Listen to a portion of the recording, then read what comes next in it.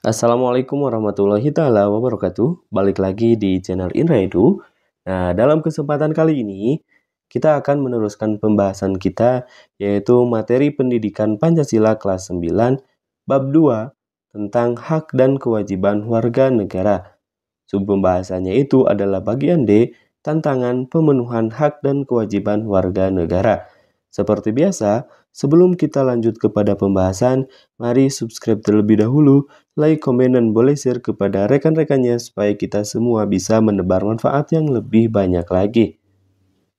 Adapun tujuan pembelajarannya, setelah mempelajari materi pada bab ini, kalian diharapkan mampu memahami materi tantangan pemenuhan hak dan kewajiban warga negara. Mari simak materinya. Nah, pelaksanaan hak dan juga kewajiban yang seimbang perlu dipahami oleh semua warga negara. Pelaksanaan hak dan kewajiban yang tidak diterapkan secara seimbang dapat menyebabkan pertikaian, konflik, permusuhan, dan juga kekerasan. Kondisi tersebut menjadi tantangan bagi kita semua agar senantiasa berusaha melaksanakan hak dan kewajiban secara seimbang dalam kehidupan bermasyarakat, berbangsa, dan juga kehidupan bernegara. Nah, ada beberapa permasalahan yang menjadi tantangan pemenuhan hak dan kewajiban secara seimbang di negara kita ditandai oleh beberapa masalah terkait dinamika kehidupan sosial dalam masyarakat.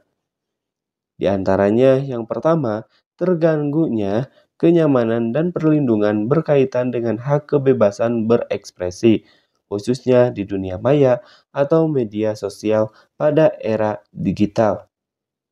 Nah, kebebasan dalam berekspresi di dunia media sosial sering menimbulkan permasalahan terkait pelanggaran etika dalam komunikasi, saling menghujat, saling menyudutkan antar pihak, dan juga lainnya. Hal ini terjadi sebagai dampak dari era keterbukaan sehingga seseorang dapat dengan bebas mengekspresikan dirinya tanpa melihat dan mempertimbangkan perasaan orang lain. Yang berikutnya, masih terdapat tindak kekerasan di berbagai sektor kehidupan masyarakat. Tawuran antar pelajar, aksi perundungan atau bullying di sekolah, serta konflik yang menyebabkan terganggunya keamanan, serta contoh peristiwa lain yang mengganggu dan mengabaikan pemenuhan hak dan kewajiban warga negara. Lalu, yang berikutnya, masih terdapat masyarakat yang tidak mentaati peraturan lalu lintas, misalnya tidak mematuhi rambu-rambu lalu lintas, tidak mengenakan helm, dan tidak memiliki surat izin mengemudi atau SIM saat berkendara. Lalu terdapat alih fungsi lahan hutan lindung menjadi perkebunan yang dilakukan oleh sebagian masyarakat dan perusakan yang mengakibatkan terganggunya ekosistem flora dan fauna dalam hutan. Yang berikutnya terkait dengan permasalahan pemenuhan hak dan kewajiban di Indonesia, ada beberapa permasalahan yang disebutkan di atas mengganggu upaya pemenuhan hak dan kewajiban di negara kita. Maka oleh karena itu, kita sebagai warga negara dapat berpartisipasi dalam upaya menegakkan hak dan kewajiban dengan berusaha mentaati norma dan peraturan yang berlaku dalam masyarakat. Perundungan atau bullying merupakan salah satu tindakan tidak terpuji dan merupakan salah satu pelanggaran hak asasi manusia. Maka oleh karena itu, kalian hendaknya berpartisipasi dalam mencegah tindakan perundungan. Kampanye anti perundungan menunjukkan salah satu upaya yang dapat dilakukan untuk mengatasi perundungan di sekolah. Yang kedua, upaya menghormati hak dan kewajiban warga negara. Beberapa upaya yang dapat kita lakukan agar hak kewajiban dapat dilaksanakan secara seimbang dalam kehidupan sehari-hari sebagai berikut. Yang pertama, apabila ingin hidup sehat, kita wajib menjaga lingkungan dengan membuang sampah pada tempatnya. Yang kedua, apabila ingin mendapatkan nilai bagus di sekolah, maka kita wajib belajar dengan giat dan juga belajar dengan sungguh-sungguh. Yang ketiga, apabila ingin beribadah dengan tenang sesuai dengan keyakinan agama, kita wajib menghargai teman kita yang berbeda agama dan keyakinan dengan cara tidak mengganggu ibadah mereka. Lalu yang berikutnya yang keempat, apabila ingin kehidupan berjalan dengan tertib dan aman, kita wajib mentaati peraturan dan hukum yang berlaku. Yang kelima, apabila kita ingin dihargai oleh teman, kita wajib menghargai dan menolong teman yang membutuhkan. Yang keenam, apabila kita ingin disayangi oleh orang tua dan keluarga, kita wajib patuh dan taat serta membantu orang tua dalam beraktivitas di rumah. Yang ketiga, penghargaan dan penghormatan terhadap hak asasi manusia di Indonesia. Hak asasi manusia dalam demokrasi, Pancasila adalah hak asasi yang menyeimbangkan antara hak individu dengan hak masyarakat, dengan mengedepankan musyawarah untuk mencapai kesepakatan. Dalam demokrasi berdasarkan Pancasila, harus dilakukan upaya menyeimbangkan antara kepentingan kebebasan individu, warga negara, dengan kepentingan umum atau kepentingan bangsa. Sebagai negara hukum, Indonesia mengatur hak asasi manusia dalam Undang-Undang Dasar Negara Republik Indonesia tahun 1945. Peraturan tersebut sebagai bentuk penghargaan dan penghormatan hak asasi manusia di Indonesia yang tentunya disertai dengan jaminan, pelaksanaan, dan perlindungannya. Yang keempat, penegakan hukum sebagai upaya pemenuhan hak dan kewajiban warga negara di Indonesia. Upaya pemenuhan hak dan kewajiban di Indonesia penting dilakukan untuk menciptakan stabilitas keamanan bagi kehidupan bermasyarakat, berbangsa, dan juga bernegara.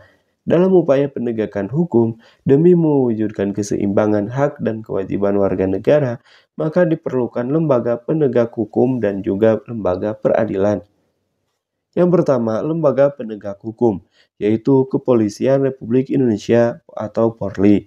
Kepolisian merupakan salah satu lembaga penegak hukum di Indonesia. Tugas utama polisi adalah memelihara keamanan dan ketertiban, menegakkan hukum, perlindungan, pengayoman, serta pelayanan kepada masyarakat. Lembaga penegak hukum yang kedua yaitu Kejaksaan. Kejaksaan adalah lembaga pemerintah yang melaksanakan kekuasaan negara di bidang penuntutan serta kewenangan lain berdasarkan undang-undang. Kejaksaan memiliki peran pokok dalam penegakan hukum untuk menentukan suatu kasus atau perkara dapat diajukan ke pengadilan atau tidak berdasarkan alat bukti yang sah. Penegak hukum yang berikutnya adalah hakim.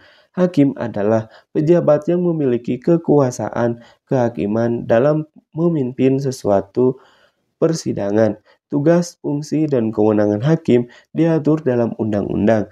Hakim disebut sebagai penegak hukum karena hakim memiliki kewenangan untuk mengadili seseorang yang melanggar hukum. Yang berikutnya, penegak hukum yang keempat adalah advokat. Advokat merupakan profesi seseorang yang memberikan jasa hukum yang bertugas menyelesaikan persoalan hukum bagi orang yang membutuhkan bantuan hukum dalam proses peradilan. Yang kedua, lembaga peradilan dalam penegakan hukum sebagai upaya pemenuhan hak dan kewajiban warga negara di Indonesia. Lembaga peradilan di Indonesia merupakan lembaga di bawah kekuasaan yudikatif dalam sistem ketatanegaraan Republik Indonesia menurut Undang-Undang Dasar Negara Republik Indonesia tahun 1945 setelah perubahan. Kekuasaan yudikatif atau kekuasaan kehakiman yang dimaksud adalah Mahkamah Agung, Mahkamah Konstitusi, dan Komisi Yudisial. Adapun lembaga peradilan yang ada dalam sistem ketatanegaraan Republik Indonesia adalah sebagai berikut. Yang pertama adalah peradilan umum. Peradilan umum adalah lembaga di bawah kekuasaan kehakiman bagi masyarakat atau rakyat yang mencari keadilan. Apabila rakyat pada umumnya melakukan pelanggaran ataupun kejahatan dalam peraturan dapat dihukum ataupun dikenai sanksi serta diadili pada lingkungan peradilan umum.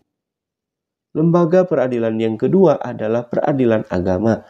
Peradilan agama adalah kekuasaan kehakiman yang merupakan kekuasaan untuk menyelenggarakan peradilan agama guna menegakkan hukum di Indonesia dan keadilan, jujur dan terpercaya. Peradilan agama menyelenggarakan penegakan hukum dan keadilan bagi rakyat pencari keadilan perkara tertentu antara orang-orang yang beragama Islam di bidang perkawinan, waris, wasiat, hibah, dan lain sebagainya. Lembaga yang ketiga adalah peradilan militer. Peradilan militer adalah lingkungan peradilan di bawah Mahkamah Agung yang melaksanakan kekuasaan kehakiman mengenai kejahatan-kejahatan yang berkaitan dengan tindak pidana yang dilakukan oleh militer. Yang keempat, peradilan tata usaha negara adalah lingkungan peradilan di bawah Mahkamah Agung yang melaksanakan kekuasaan kehakiman bagi masyarakat atau rakyat yang mencari keadilan terhadap sengketa tata usaha negara. Peradilan Tata Usaha Negara (PTUN) ini dibentuk dengan tujuan menjamin kedudukan warga masyarakat dalam hukum. Lembaga penegak hukum dan lembaga peradilan yang ada di Indonesia. Sekian dan terima kasih. Sampai jumpa di pembahasan berikutnya. Kami akhiri. Assalamualaikum warahmatullahi wabarakatuh.